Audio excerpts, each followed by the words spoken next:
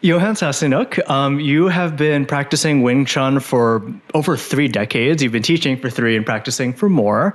You are a Taoist abbot. Ordained Taoist abbot. Ordained for a Dao Dan Pai. I'm so excited to have you here. I'm so excited to hear your stories and just the wealth of wisdom you have to offer. Welcome.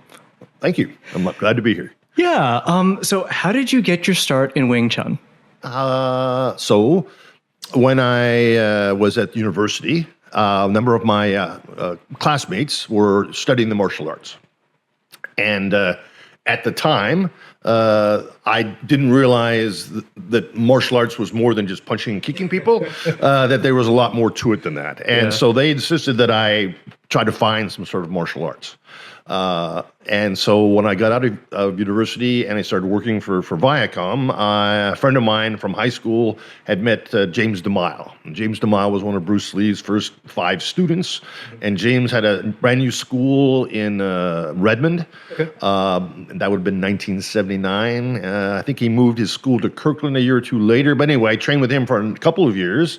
And then I had bought a house in the Seattle area because I was working for Viacom again, and they were at 89th and Roosevelt at the time. So one of DeMille's students, John Bial, had a school at Green Lake, the Green Lake Martial Arts School. So I transferred from DeMille's school to John Bial School, and I trained with Sifu John from 1982, I think, all the way until 93. Okay. And he was the one that gave me my teaching certificate and my black sash and all that kind of fun stuff. I had to jump through a bunch of progressively smaller hoops as far as that goes. And then I decided in 93 to open my own school. And so in 1993, August 23rd, 1993, I opened the doors in Issaquah. Congrats. And I taught in Issaquah until 2000. I bought a building on Front Street, turned it into a Kung Fu place, and was there until I got divorced. And so in 2008, I turned the Kung Fu Club over to a sports bar and was still the landlord, and moved the Kung Fu Club to my home in Fall City and on the banks of the raging river, the Xiongjiang in Chinese, or the Native American name is the Sasquatch. Okay. So we use all 3 names as far as that goes for the river. And I put up a giant yurt, and I built a bunch of outbuildings, and I've been teaching there ever since. That sounds fantastic. Yeah, so I have a better commute than my sister. You know, I get to go out the back door. It takes me maybe 2 minutes to crawl to the office as far as that goes. She has to drive from she lives down in Houston. She drives into downtown Houston every day. I think it takes her about 45 minutes. Yeah, I'm so sorry. I know. No. But I joke with her because we like joking about that. So you're the smart one because you're the doctor, but really, who's smarter as far as that goes. So anyway. That's really cool, the life that you've built for yourself, all of the things that you've developed. What made you want to go from practicing Wing Chun to teaching Wing Chun? They're very different. Yes. Life, like we talked about, intervenes sometimes. Yep. So my biggest client in the advertising business in 1991 was a gentleman by the name of George Keller. And George Keller Advertising up here in beautiful Snohomish County. I had an office over here on Everett Mall Way, and I'd spent 7 years getting George to be my biggest client. He made up 25% of my billing. Wow, that's a significant portion. Exactly. His son turned out to be a serial arsonist, and basically poor George's whole business went south when everybody found out that his son was this arsonist. Sure. And it had taken me 7 years to get that 25%, and I knew there was no way that I was going to replace that in a year or two. And being a commissioned salesperson, my boss always wanted me to do more, and I knew that it wasn't going to happen. Yep. So at that point, I realized I needed to go do something else.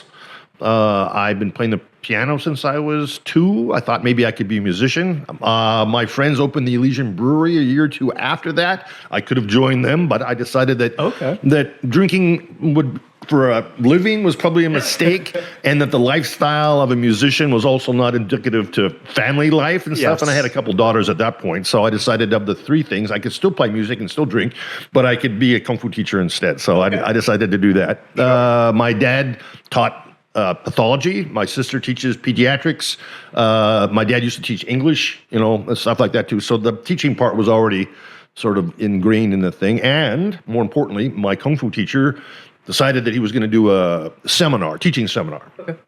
And we ended up with 4 or 5 people that wanted to do it. By the time the program was over, it was down to just the 2 of us. Okay. And I'm lucky that the one guy stuck with it, because I think he probably would have given up on the thing if there was just me. And within a year, I had my school open, and off we go. But I have to thank my father for that, because he's the one that gave me the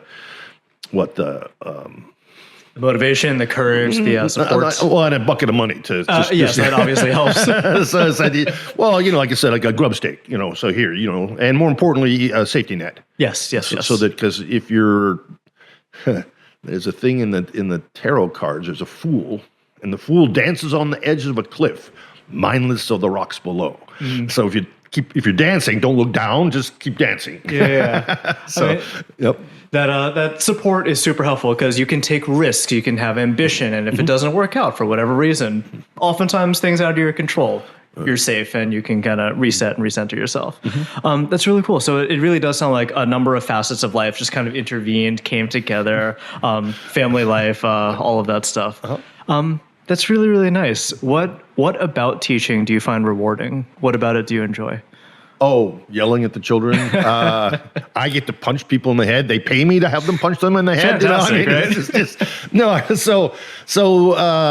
Its own rewards, I suppose. Little moments. One of my dear students, young lady named Christine. She'd been training with me at the time she was 6. And she trained with me until she was 18, 19, and she went off to university. Yeah. She got her master's degree within 2 years of getting out of high school and everything. She got a nice corporate job and everything. She comes back to me and says, Sifu, they have no defense for my sarcasm. And I go, oh, I win. One of my young students came to me and said with a straight face, Sifu, I don't understand sarcasm. And he said it so perfectly. It was just like, oh, God, that's just great. I don't understand sarcasm. Did you just say that sarcastically? Or was that just something you'd planned? Watching them get it, turning it over different ways for them to see, explaining the joy that they get out of success. But mostly it's a club. It's a kung fu club. So the interactions between all the students is like an extended family. Yeah. So they become friends, and then layers of friends that way, because nothing builds camaraderie like punching each other in the head a bunch of times. Trauma bonding, yeah. Well, it's you have to trust the person. Of course. You have to you want them to work harder and get better, but you're not trying to destroy them. And if you're observant, you learn more by helping them than you just do it by yourself. So in order to do an exercise, you have to know the exercise and how to have the other person succeed, which is more than knowing how to do the exercise. So you become more knowledgeable in your kung fu as you help other people get it. Yeah, steel sharpens steel. I love that. At least for me and the values that I hold, I think teaching is one of the most important things that you can do with your knowledge and skill set. And with that, you build and develop community around that. It's really the people that surround you that, for me, makes the experience and makes life what it is. So for you to be able to foster that community to where, everyone can trust each other, you share skills, they each get better, and they each help each other hone their craft. That's a wonderful thing that you've built. And not just punching and kicking. Of course. So there's the philosophy. I have a permaculture garden that I teach from. I've got 25 different kinds of bamboo, all sorts of different fruits and vegetables and stuff. Yeah. Explaining to them that where their food comes from. So so some of them now realize that come July, we get plums, and come August, we get figs and all on the berries and stuff like that too, and everything. So anyway, so it's kind of fun to watch that. And my friends in Chinatown that have their own schools and stuff, I bring them bamboo poles so that they can do long pole exercises and stuff, because I can just cut it down and give it to them. You have so many; it grows so quick. I have so many so quick, right? Exactly. So, how has the philosophy and mindset of Wing Chun affected you personally? How has it shaped your life and how you view it? The similarities between. So I started, like I said, I started playing music when I was very young, and when you play music, you have to be in the present moment, because if you're not, Yeah. it's not working. And that skill taken to the martial arts is the same thing. If you're not paying attention to what you're doing right now, it's not working. Yeah. So being able to live in the present moment, to immerse yourself in the present moment. I mean, a lot of my friends are skiers or things, and so they immerse themselves in those processes. Yeah. So that's basically the same idea, just doing what I'm doing as far as the martial arts. Yeah. But also having to be observant, in that I can see what they're doing right and wrong, and trying to make corrections so that they can learn how to self-correct. Yeah. Because I keep telling them I won't be there.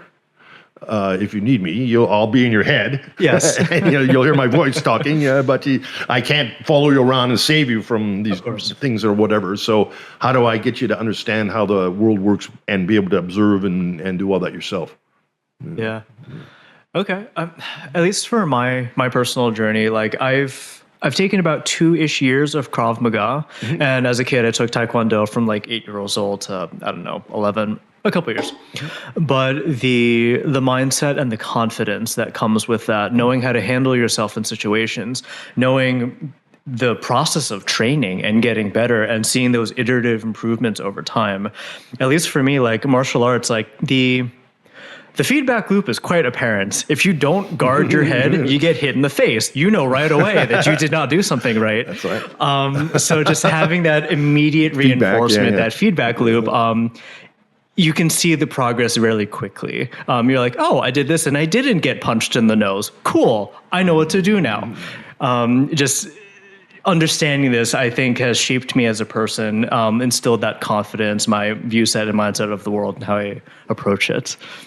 Also how to break things down into pieces. Yes. So with music, you play left hand and then the right hand, and then you put the two hands together.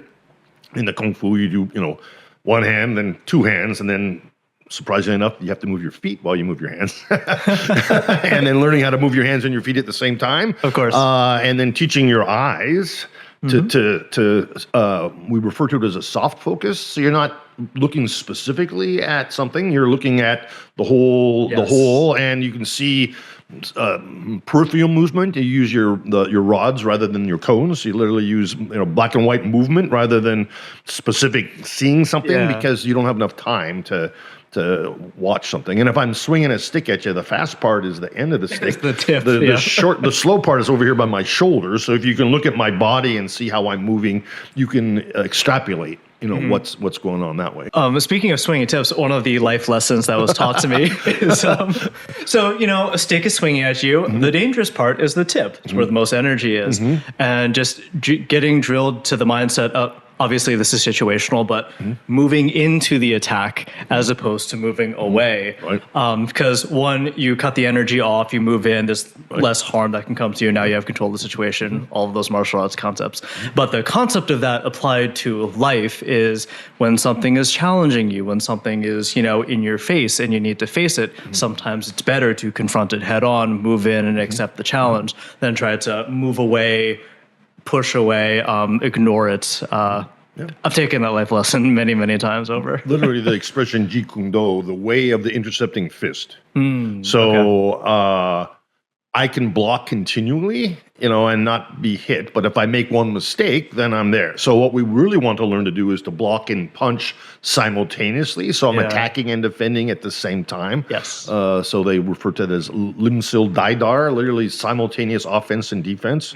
But if your arms are shorter than mine, and they are, yes, you need to fight at your distance, not my distance. So you need to be close enough, literally, to pick me up, which means you fight really, really close. But you have to be confident to fight that close. Because if you're not, then you have a bad time. Have a bad time. Ironically, or interestingly enough, I suppose not necessarily irony, just you can't see fast enough to stop somebody at close range. But a sense of touch, sticking, or in the Wing Chun we call it chi sao, literally bird lime hand. I can use my bird lime hand to negate your speed and negate your strength. So I don't have to be stronger than you if I'm touching you. I just have to move you someplace else.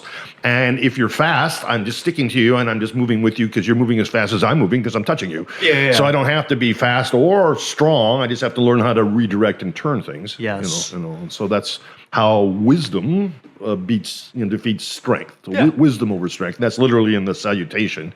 Where that's expressed too. Technique and the experience behind it. Actually, on that note, I wanted to ask you, what are some of the fundamental differences of Wing Chun versus some other martial arts styles? What makes Wing Chun unique in its own discipline? The original myth was that Wing Chun was supposed to marry a Chinese warlord. Okay.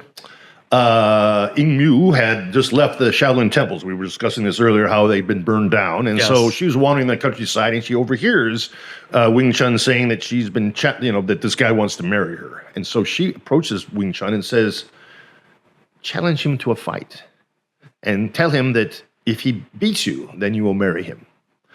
But tell him that it has to be a year from now. So Okay. we call this motivation. If you knew you had to marry some ugly guy a year from now, you might practice every day. You might practice twice a day. So anyway, the Wing Chun, literally the Silum Dao, the little idea. So it's the Shaolin Temple. It was taking them 12 years to train people to become proficient. Yeah. You can learn Wing Chun in a year. It's not complicated. It's simple. There's only half a dozen blocks. It's just simple stuff. Being able to punch 7 or 8 times a second takes practice, but it all comes from the punching. The punches look just like the blocks. If at speed, you can't really tell. Yes. So it's a relatively simple idea. The more modern Wing Chun that I teach, because I'm someplace between traditional Wing Chun and Bruce Lee's Jeet Kune Do and all that, because DeMille wasn't there. He called his Wing Chun Do, with the way of Wing Chun or whatever. And so I'm someplace in between. Okay. But I kind of refer to with Wing Chun on wheels in that I'm not content to be stationary. I want to go get you. Okay. And so you could just move around and try to stay away from me, but if you just get closer, then you're there already. You don't have to do that. So that's back to the intercepting idea. The traditional Wing Chun have a thing called seeking the bridge, where you touching each other. Okay. And how you touch each other, how that interaction happens, that's the beginning. Because now I'm touching you, and what I told you earlier, if I'm touching you, then I know where you are, and I don't have to use my sight. I can use my sense of touch, which is much quicker. But how do I get to that bridge ideally with a positional advantage? Okay.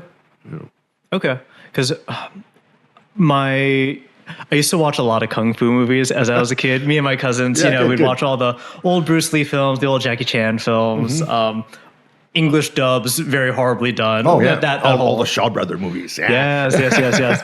But Wing Chun, also in more modern movies like Ip Man or IP Man, just the displays of Wing Chun, it's fascinating. Just how they control situations, the movement, circling around I have a microphone here, but the positioning, a lot of elbows, a lot of this sphere of space that you influence. It's really cool stuff. My favorite scene there was when Don Yen's beating up his Mukjan, and the barbarian guy comes to fight him or whatever. And partway through the fight, his little son comes in and says, "Mom says stop fooling around and just win already. You're gonna break all the furniture." Yeah. That kind of. So a sense of humor about all that kind of fun stuff. That's part of it. So by the time Ip Man got to Hong Kong and set up his own private school, so that's where Bruce Lee comes in, and Bruce's parents were in the Chinese opera, and so that's how those two stories get folded together, because Bruce worked for Ruby and Ping Chow in Seattle. She had a restaurant in Chinatown. Their chef, a guy named Fuk Yong, also was Chinese opera, and so Fuk Yong ended up teaching Jesse Glover, all of Bruce's other set of students. I got to meet Fuk Yong over the years. He was good friends with my Taoist teacher, so I didn't know they were even connected until 2 or 3 years ago. I was going, wait a minute, I've been to lunch with that guy, So. Bruce wouldn't have been in Seattle except for they were also Chinese opera, and that's how that whole thing, kind of gets woven together. Okay. And then the guys that were at university that I told you got into the martial arts, Yeah. they ended up being in the Seattle Police Department, and they all trained with Taki Kimura, which is another one of Bruce's students. So basically, between Jesse Glover and James DeMille and Taki Kimura, I have all three of those experiences all woven together from different, interactions. Yeah. I mean, it kind of speaks to the community. The more you look at life, it's a very small world, and these tight-knit communities and the overlaps, the spheres of influence, fascinating. Yep. Bruce Harrell, our current mayor of Seattle, went to school with me at the University of Washington. He played football with the guys that I'm talking about that got me into the martial arts. So I got to be in Chinatown a year ago, I believe, and I got to see the mayor with my friends doing the line dancing and the dragons down in Hinghey Park and stuff too. So I went over and just reminded them that we went to poli-sci classes together and everything else like that too. Yeah, that's amazing. It's always so funny to see where people end up in life and how their career and trajectory takes off, because so many branching paths. You mentioned Taoist and that you are a Taoist abbot and Dao Dan Pai. Can you tell me a little bit about that and what it is? And the short version. The short version, of course. So 1993, August 23rd, I opened my Kung Fu school. Within about a month and a half, a gentleman by the name of Dr. Thomas McCombs. He is also an ordained abbot of Taoism. He's a professor of osteopathic medicine and a retired captain in the Marine Corps. So other than that, he's an overachiever. He came to my school and he asked me one of those fun leading questions about, what my religious beliefs were. And at that point in time, I thought of myself as a born-again pagan. Okay. And so he laughed because he's... I, for want of a better word, he has certain prejudice against the other faiths, because some people have some serious closed-minded ideas about all that. And as I mentioned to you earlier, Taoists believe that you believe what you believe. We just don't know why. Sure. Yeah. So if you can explain to me why you believe that, then I might understand it too. But I'm not trying to change you or whatever. You have your own way. In fact, the ultimate Tao is yourself. We became close friends. Once a week, we would have a home and away thing where he'd come to my place and we'd train. I teach him Wing Chun. And on the other weekends, I learned the Dao Dan Pai from him. And over the course of time, I learned 12 or 14 different sets of internal exercises from Dr. Tom. And he learned how to pin babies to the table with his bird lime hands and not crush them, but just keep them from wiggling away. Fun skills like that.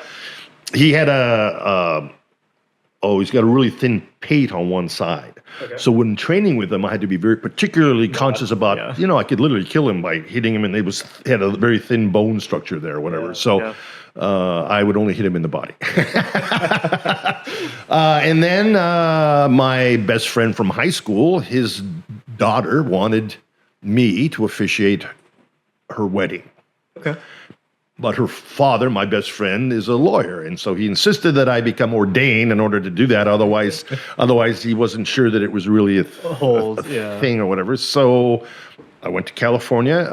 Carl Totten, Professor Totten, ran, it's closed these days, the Hollywood Taoist Center in North Hollywood, California. And there's about 8 of us that are Taoist priests on the West Coast, San Diego, in Los Angeles, in the Bay Area, out in Utah, and one guy that travels around just doing drums and stuff. Anyway, so I got my ordination. I had done all the things I needed to do. I had a school. I'd been teaching. I had done a set of exercises in the Dao Dan Pai tradition called the Dragon Set. Okay. Literally the penultimate set of internal exercises every day for about an hour and a half for a year. But that's all in practice. Yeah. That was part of it. So I was ordained. If you ever get a chance to watch the Gordon Black wedding, that's my first official wedding as a Taoist abbot. We filmed it at the Thornwood Castle down in Lakewood. Oh, beautiful location. In Halloween costumes. I was disguised as a pumpkin. I had a pumpkin face on. I took it off for the actual ceremony part or whatever, but it's funny because I'll never have a wedding like that ever again. Sure. You know, so something similar, but nothing like that. You know, so that's basically how I became ordained. And then after that, my friends from Seattle had his own school, and so I like this last weekend we were up at the casino, and I have my Taoist vestments and robes, and I follow around with the dragons and the lions and bless people and try to put some good juju on their slot machines and stuff like that too, so they win some extra money. You know, you know, it's bad luck to be superstitious, right? Yeah, maybe. I mean, superstition preceding bad luck. No, I get it. So the trick then would be passing it on. Okay. And so I have one of my students, Tim Horton, who has trained with me since early 2000s, maybe. But he's the only one that's learned I have 4 black sashes in the 30 years I've been teaching. He's one of them, but he's also learned all the internal exercises too. He's actually learned, and so this year I got to teach him the dragon set. So I finally fulfilled my duty as a teacher and have passed that information on to somebody else. Okay. So one day when you're old enough, you can you can go to him and go, I want to learn it too. When I'm an adult, yeah. Oh, I have to grow up first, right? Right. So what are some of these internal exercises? What are some examples of that? There's how do I describe that? You're moving your life force through your own life force. Okay. So it's like a dynamo. You have an electrical field. You're moving your own electrical field through your own electrical field. You're creating a current. Okay. Your life force or your chi is like a shell around the outside of it, but it's also like your hair. It gets tangled or it can get dirty. Sure. So how do you floss or brush your chi? That's part of it. Okay. Certain exercises like the Tai Chi ruler exercises are not secular. They're not really Taoist. They were for the emperor. They're spinal flexation sets. So if you can keep your spine flexible, then you can live to be 110 because you can still move around. Yeah, movement is huge. In the Dao Dan Pai, there's a bunch of exercises, a cloud hand set where you're moving your arms in such a way that you're helping that shoulder joint, and so surprisingly enough, in the martial arts, you end up hurting your shoulder joint for unexpected reasons, doing something stupid like trying to lift rather than turn, all that kind of stuff. So exercises to help you with that. And, part of it is just, like I said, an expanded awareness. So in those Dao Dan Pai exercises, there's one for your lungs and one for your liver and one for your stomach and all that. But there's also one for your eyes. Okay. And that one, you actually go outside and look at the moon. And in time, it's interesting, it does change the way you see things. The moon allows you to see the layers of air and all of the way the clouds are and a frost ring and all the things. So if you go out often enough, you start seeing layers of air. Miles up into the air, literally. Yep. And at nighttime, you can perceive the auras of plants too. Now the irony would be that you can do that with humans, but eventually, at some point, it doesn't necessarily be a better thing to be able to see it. It's just, it's like, being able to see that you're smiling. I can see that you're smiling. I don't need to look at your aura necessarily. I can see your aura if I want to look at it, but it's not, I don't necessarily approach it that way. Sure. Okay, so a mix of physical, mental, and spiritual exercises to groom, maintain, and improve your life and your body. Starting with your breath. Okay. So you want to have a big, powerful diaphragm so that you can project into your microphone properly. Yeah. To be fluffy. So the Chinese word is song, literally like a pine tree. Okay. Strong, uplofted, but jiggly. Okay. The spaces between your joints are only served by osmosis. So if you sprain your ankle, it's all swollen up. How do you fix it? There's no blood supply there. It drains eventually. Mm-hmm. So if you irritate it, you make it more swollen. If you don't move it, it ossifies. So someplace between too much and too little is the line between yin and yang, where the rubber meets the road. Yep. And ironically, I think, they refer to that as the three-legged raven.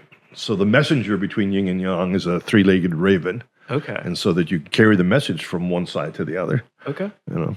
So we've talked a lot about, the Taoist philosophy. We talked about Wing Chun and the things that you do. I'd love to know a little bit more about you as a person. So you've mentioned that you were the template for the Master Chief from one of your students, Eric Nyland, who wrote the Halo Reach books. Right. Can you tell me a little bit more about that?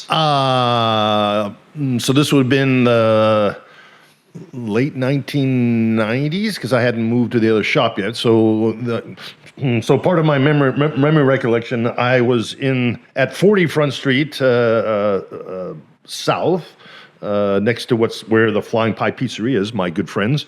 I've done 2 weddings for their family and left them a bunch of rocks in front of the pizza shop. So anyway, Eric was one of my students, and he was working for Microsoft, and he was the writer. His wife is also a writer by trade, and Sign Mitchell. And so anyway, he was given the assignment of writing the prequel to the game. Yes. And so in the book, he slap blocks some missiles. There's a gong that they ring all the time. The head of the guy that on the space station has a long, flowing white mustache, just like all good Cossacks do. Basically, there's parts and pieces of the kung fu in the storyline. So basically, I was sort of the model for the Master Sergeant. You know? I mean, that's really cool. Yeah, to just kind of have a little bit of influences within the story of Halo: The Master Chief, because it's this massive franchise. I grew up playing all the Halo games. Reach, granted, I haven't read the books. I feel obligated to now go read them. Yeah. But I've played Reach, the game, and the storyline of that is one of the most beautiful and haunting stories that I've seen, because it's a prequel, you know what happens. But just watching the story, how the characters unfold, the struggle on the planet Reach, knowing that it's ultimately all fruitless to eventually get Cortana off the planet, and that's the thing that makes them succeed. So the boys at Bungie, another one of my students, Joss Russell, another person that I've ordained, did their wedding for them. He's part of the 3D capture process for the Halo game. So he reassured me that the kung fu's in the game, Sifu. Oh yes, that's so. The mocap for Reach, motion capture for anyone listening, for Reach was absolutely beautiful, and there was such a subtlety of detail for some of the things. I can't remember which character it was, but the little nuances there of like basic stuff of like actually leaning on a surface when you're talking, as opposed to most models, they just kind of stay there and they're a little stiff. That's just not how people interact in space. But one of the other finer details is the squad was just about to get ambushed, and a split second before some grunts drop from the ceiling, you see one of the Spartans, their head peeks up, but it's a fraction of a second before something happens. But it's that little indication that they're always aware, they sense something's going on, because without that detail, you look at it and it's fine, it's a passable moment. But it's these little details that just kind of indicate their training, their expertise, their battle prowess, and all of that stuff. I love the nuance to it. If I had the enhanced armor on, the Mjolnir armor, I'd be nearly indestructible. The irony would be that some of my training partners, Alkini Fillmore, Nimrod by nickname. When I trained with him, he weighed like 320 pounds, and I was teaching. I was teaching him how to do the 1 inch punch. So the story goes basically that he was practicing at work, and he tried punching the concrete wall, and just basically put his fist went right through it and stuff. So you don't need the advanced armor to break things. You can just do it with your bare hands. If you know 320 pounds. If you can throw a 320-pound man around, you're doing good. So when I was being tested, as part of my teachers making sure that I was learning enough ground fighting skills and everything, he was sitting on me, and when I bridged him off, I sent him flying because he only weighs 240 pounds, so which he was missing about 80 pounds, and so it was easy to throw him because he didn't weigh nearly as much as my friend did. So but my most important skill that I learned from Nimrod would be talking insistently while you're fighting. Okay.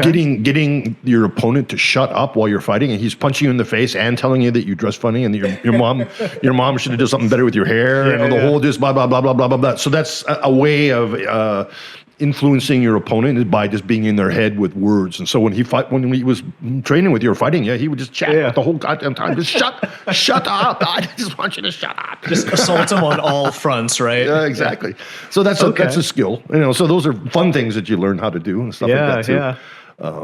I mean, combat is a very multi-layered thing. There's obviously the physical component, but there's the mental as well. It's, everything from even before the fight. It's the mindset going in. It's, your own confidence and your skills compared to theirs. It's the mentality. There's obviously the physicality of it when you're fighting, but there's the mind game component to it, like you just mentioned. And experience. So, yes, of course. So for my test, going from green sash to brown sash in my Kung Fu training, I was required to fight the rest of the school for 15 rounds. That's a lot. 15 3-minute rounds. Okay. So years later, my teacher had cut that down to 3 rounds. Now I understand why, and I appreciate why, but at the same time, 15 rounds is a long time. Like I said, 45 minutes is a long time to do all that. 5 minutes is a long time. Yeah. You learn more from your mistakes than from your successes. And so when you take that sparring test,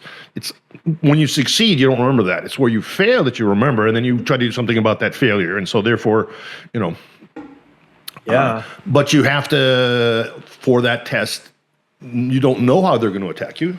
And they're just outside of attack range, so they have a little bit of distance to cover to get you. Yep. But they could kick you, they could punch you, they could do a bunch of things. And so in what I teach, I just try to teach you the one thing, basically, is you intercept them, arms up, leg up, you interrupt, and how you touch them after that, it depends on how you run into them. Yeah. And then you just want to continue. And usually if you've got them turned and pinned, you've got them in a position where you can strike them and all that, then it's just break and we start over again.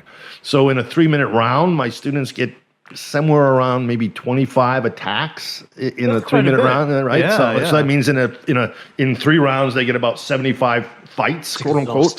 Yeah, exhausting, right? Okay. So that's how you get that confidence. Yes. That you've done it enough times, and you don't take that test until I know that you can pass it.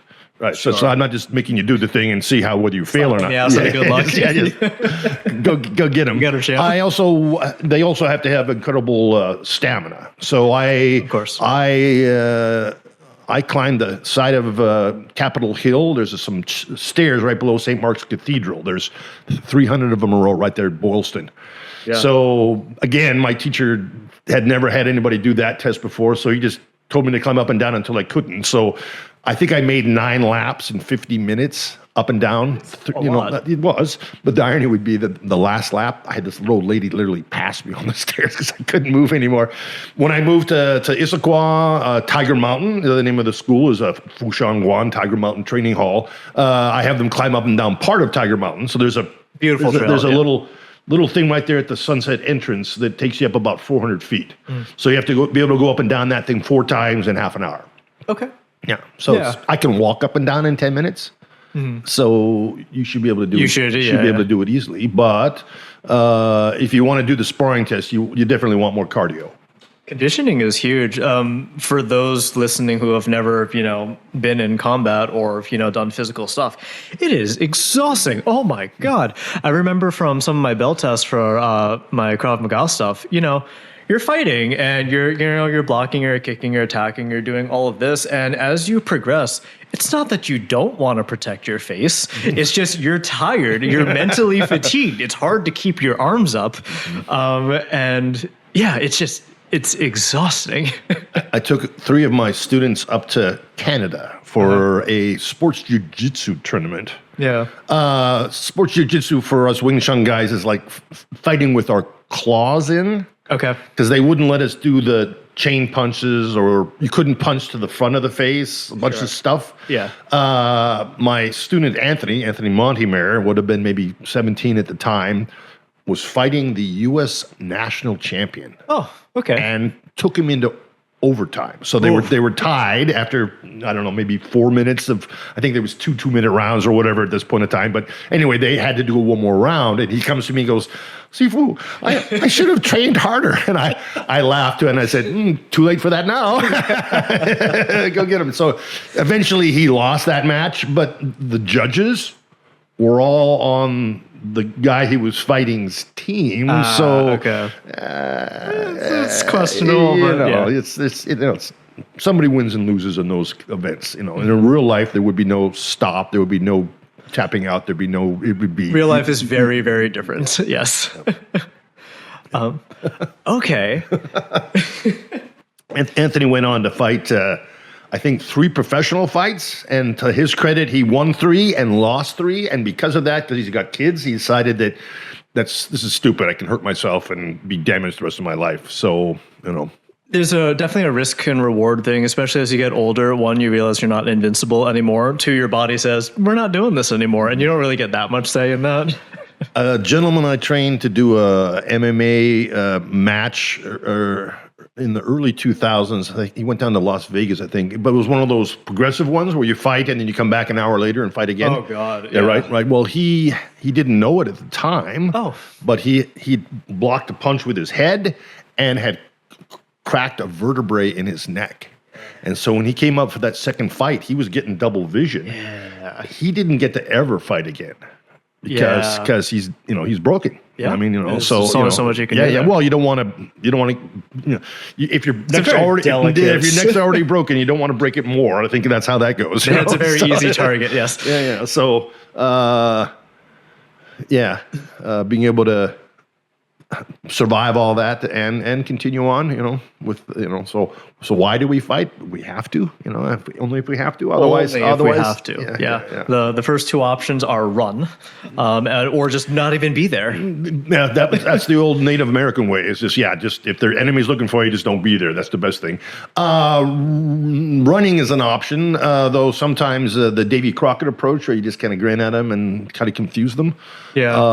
The same gentleman I was talking about the training with, Taki Kimura, my friend.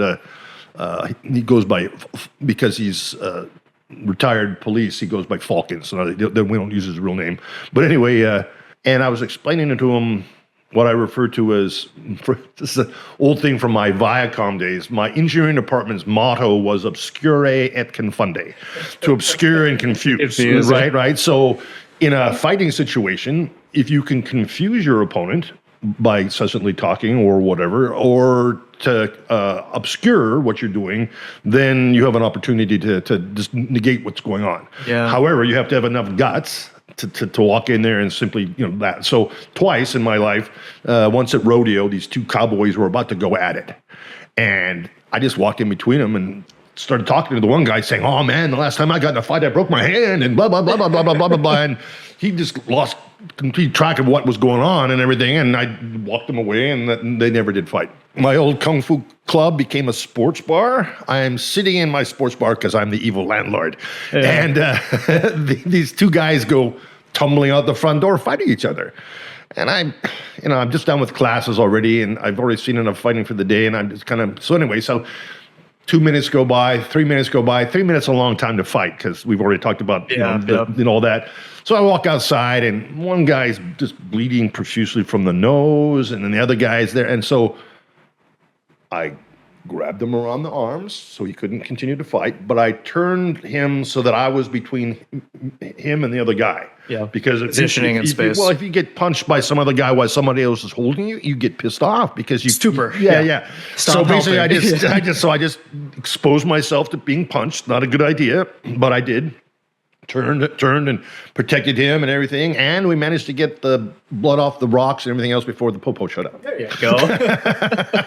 Turned out they were brothers. Got it. Because that's usually who they fight with, Of course, sibling rivalries. My one of my other advanced students comes to me one day with a big black eye, and I say, how'd you get the big black eye? And he goes, I was fighting. And I says, well, I probably I put that together. probably got that part. What would happen? He says, well, I let him up. So you had him down and you let him up. What'd you do that for? It was my brother. It was his older brother. His older brother had beat on him from the time he was little. He finally had enough skill and enough confidence to take on his brother, and had pinned him down and everything else, and was being nice to him, and made the mistake of letting him up. So if you ever pin your brother down, talk to him like Nimrod, just chat at him for 20 minutes and just say, dude, no, you're not going to do anything. I'm going to keep talking if you don't. So anyway, so there's your couple of your fighting stories for you. Okay, no, I love that. Speaking of stories, what are some of the formative stories of you growing up or you learning the art of Wing Chun? Is there anything that stands out to you that influenced your decisions or your path? In hindsight, sure. My father was a doctor in a small town of Bertel, Manitoba. Okay. There was one Chinese restaurant there. Before we left, my father was very well known and respected in town. The owner of the restaurant gave my father a small Chinese plate with one of the Song emperors on it riding a horse. Okay. The Dao Dan Pai that I teach comes from the Song dynasty. So I had a Song dynasty plate that I still have in my house that we were given back when I was 5 or 6 years old. So maybe the universe already knew that I was going to be a Taoist teacher. And I just needed to, just a little push and signs. Push all that. Yeah, right. Having Dr. Tom wander into my place and ask me, all that. He already had a school and he was teaching all the internal exercises. So I was already damaged from doing the Wing Chun, so my shoulder was hurt. I'd hurt my back doing folk dancing, a bunch of other things. The Taoist stuff allows me to heal myself and to be able to continue to practice. We went to Sherlu, which would be Dr. Tom's teacher's 80th birthday party. There were people there from the Kaji Kempo schools and some of the other hard schools. Mm-hmm. Those teachers needed help to get up on the stage because they were broken. Okay. Sherlu at 80 was still nimble and spry and could jump around and do all that kind of fun stuff. So that's my wish for myself, is I want to be able to, I like doing 360-degree turns. So I used to do Cossack folk dancing when I was growing up. So once I lose the ability to do 360-degree spins, I'll feel like I'm old. Slow down a little bit. Yeah. Well, your body is super important, and taking care of that is paramount, because the saying is like, when you're healthy, you want everything. When you're unhealthy, you only want one thing. Mm-hmm. So for context, I'm 31, I'll be 32 next month. Mm-hmm. And I notice I'm getting older and my body works differently.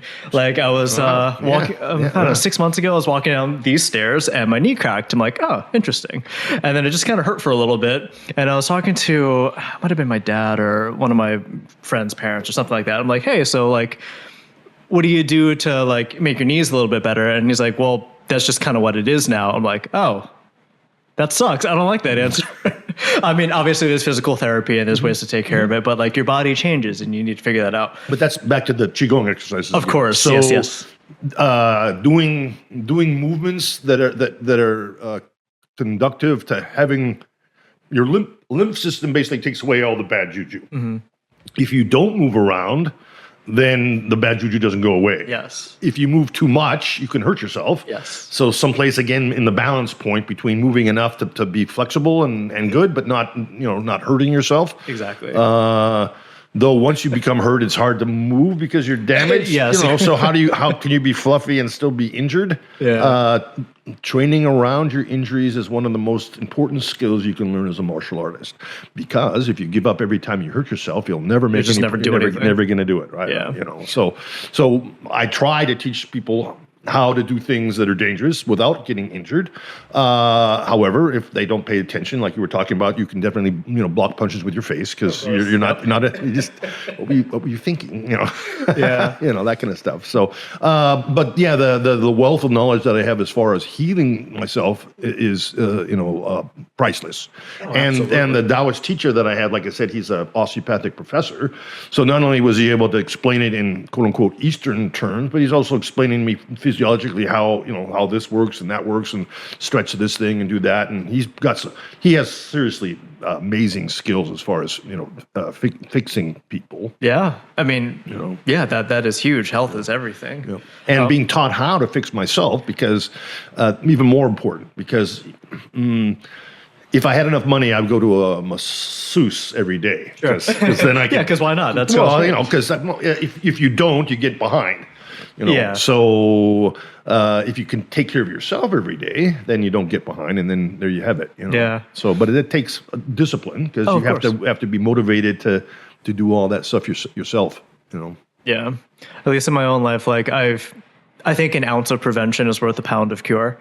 So what I've been doing is, strength training, have a regimen, stretch all the time, go on walks, be flexible, be nimble. And, ideally, if I continue to do this, maintain my figure, eat healthy, all generally good healthy practices, I will continue to keep my body in good shape as I age. Because it's only going to get harder. It doesn't get easier, but I can take the steps to make sure it's as easy as it can be for me.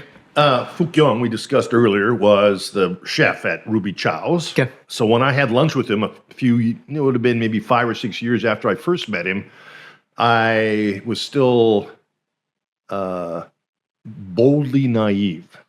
And so I asked the old Taoist teacher, said, so what do you think is the most important thing? And he smiled at me and said, to keep a smile in your heart. Okay. Now, having discussed this idea with my youthful children, we look up the word smile, and it could be to be amused. Not just smile and be happy, but to be also amused. So when life gives you something that's amusing, you still have a smile in your heart, but it's an amused smile, not necessarily a happy smile or whatever. It's more like, oh, you got to be kidding me. So, but that laughing at things. Yeah. One of a previous interviewee on the show, they're a clown by trade and profession. So when something happens, like a seafarer clown, like red nose, seafarer clown. Their philosophy was like someone got injured. I think like a shelf fell and bumped their friend on the head, and obviously that hurts. Instead of asking, "Are you okay?" because physically they just got hit in the head, they may not physically be okay. They ask like, "Hey, but did you laugh?" And just reframing that is really, really interesting. And it's the mindset and how you approach situations and understand and confront those things. I thought it was a really cool twist on that. At Seafair this year, our dragon was lined up right next to the pirate boat with all the Seafair pirates on it. Okay. And so we had the dragon attack the Seafair boat because dragons always are interested in doing all that. Naturally. So, yeah. So having fun with all that is also part of the process. Yeah. No, it keeps life being enjoyable and all that stuff. So a closing tradition that we have on the show is the previous guest leaves a question for the current guest, not knowing who the current guest may be. Now, the question that's left for you is, if you can instill a philosophy or a life lesson to someone else, what would you like to teach them? Well, we just discussed keeping a smile on your heart. Yeah. My father's English teacher from England would have been maybe first grade through 8th grade in Saskatchewan.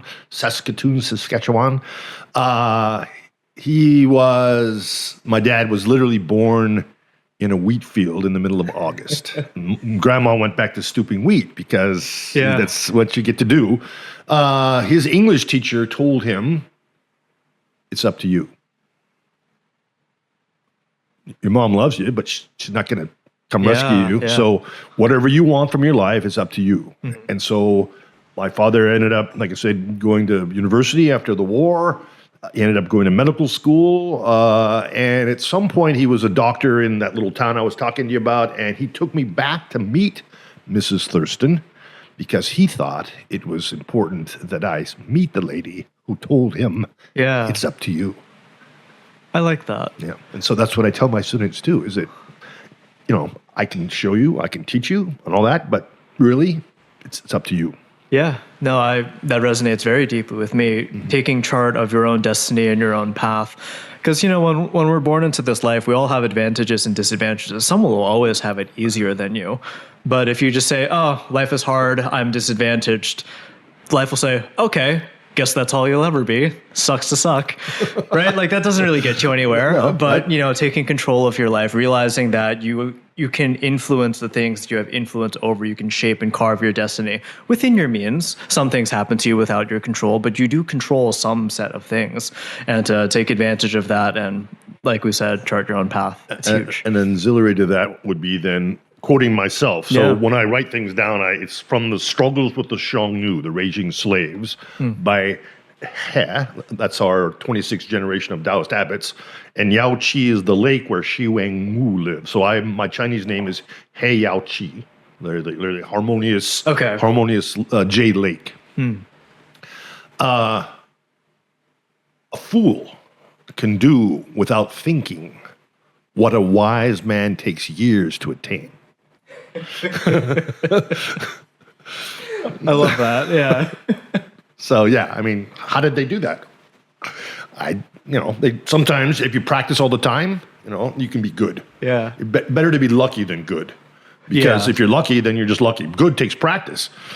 So if you're not going to practice, then you need to be lucky. I like that. Yeah. So anyway, I'm supposed to leave a question for the next guest. Yeah. What question would you like to leave? I have to ponder that for a moment, if I may. You take all the time you need. I find myself as an abbot being shaman for tribe. I'm not a doctor. I'm not a psychiatrist. I'm sort of a priest. I do a bunch of different roles. How does the next guest fit into their tribe? Okay. Shaman usually travels apart from the tribe. Yeah. Doesn't travel with them, but they go to see them. And to get the herbs or get the thing or to fix my bones or to tell you that have you tried doing nothing yet? So that's my group of friends have a thing called the summer solstice, and we've been gathering since our college days, so 45 plus years at least, maybe. Some friends were arguing one day about something stupid. And so the joke was solstice crisis intervention, how may I help you? Have you tried doing nothing yet? So I love that. Yeah, there's your advice. Yeah. Sometimes doing nothing is better than something. Oh, I agree. So the Chinese idea of Wu Wei, literally, it doesn't mean doing nothing. It means only doing what's required, which is way more difficult than you would think. Doing too much is easy. Doing not enough is easy. Doing just the right amount, that's a skill. It's very difficult, yeah. But also it's important to take pause, reflect, rest. Resting is not being lazy. It is preparing for the next thing. Well, that's why we have Chinese New Year's right now. We basically do little or nothing other than eat and party for 2 weeks, and then we'll deal with the regular stuff, in a couple weeks. Absolutely. When the moon turns full. But before we go, where can people find you, and where would you like to draw people's attention to? I have a place on the Raging River in Fall City. I'm about 22 miles due east of Seattle. I have a wonderful spot on the Raging River. You can find me at kungfuclubissaquah.com. You can give me a call at the Kung Fu Club at 425-392-4712. And otherwise, I teach the internal exercises on weekends or private lessons. There's classes during the week. If you want to look at the webpage, I've got all the schedule and that kind of stuff there too. I also have herbal formulas and things like that, or just come and visit because I've got a beautiful garden maze and a lovely spot on the river, and there's nothing better than the apple blossoms in the spring or the fresh figs off my fig tree in the fall, because that tree's been there for 35 years too. So I have wonderful friends at Vino Bella down in Issaquah. They used to be about a half a block away from my Kung Fu Club. So every year I go there with a big plate of figs for them because that's what you do for your friends. Yes. Yeah. That sounds lovely. Yep. Well, John, it's been an absolute pleasure having you on the show. I've learned so much about you, your life, the philosophy. Thank you so much. I really appreciate your time. It's been a pleasure. Good. Thank you for having me. I appreciate it. Of course. Thank you, Jason. Cheers. All right.